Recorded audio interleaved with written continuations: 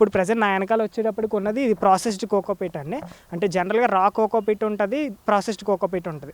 రా కోకోపీట్ అనేది ఏంటంటే కొబ్బరి బొండాల నుంచి తీస్తారండి. మనకు అలా తీయడం వల్ల అందులో సాల్ట్ కంటెంట్ ఎక్కువ ఉంటుంది, అది మగ్గి ఉండదండి. కానీ ఇది వచ్చేటప్పటికి కొబ్బరి డొక్కల నుంచి తీస్తారండి. అంటే మనకు మామూలు గుళ్ళో కొబ్బరి కాయ కొడతాం చూసారండి, దాని నుంచి అండి.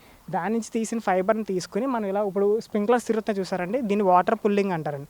యాక్చువల్గా దీంట్లో ఉన్న సాల్ట్ కంటెంట్ జనరల్గా మనం రా కోకోపీట్లో లైట్గా సాల్ట్ కంటెంట్ ఉంటుందండి. అది ఉండడం వల్ల మనకి సీడ్ జర్మినేషన్ ఫాస్ట్గా అవ్వదండి. కానీ వాటర్ పుల్లింగ్ పెట్టి సాల్ట్ కంటెంట్ అంతా దించేయడం వల్ల మనకి సీడ్ జర్మినేషన్ అనేది ఫాస్ట్గా అవుతుందండి. దాంతోపాటు మనకి పైన మీరు చూసినట్టయితే డ్రమ్స్లో ఆవు పేడ, మూత్రము మనకి ఇందులో పెట్టి ప్రాసెసింగ్ చేస్తామండి. ద్రవజీవామృతం కింద తయారు చేస్తాం.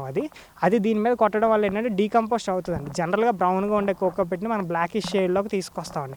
దాని ద్వారా మనకి ప్రాసెస్డ్ కోకోపీట్ అయితే మనకి సీడ్ జర్మినేషన్ చాలా బాగా అవుతుందండి. ఇది లో ఈసీ లో పీహెచ్ ఎన్విరాన్మెంట్ తీసుకొచ్చి సీడ్ జర్మినేషన్కి బాగా ఉండేలాగా మనకి ట్రేస్లో వాడే బేబీ నర్సరీకి ఉపయోగపడేలాగా తయారు చేస్తామండి.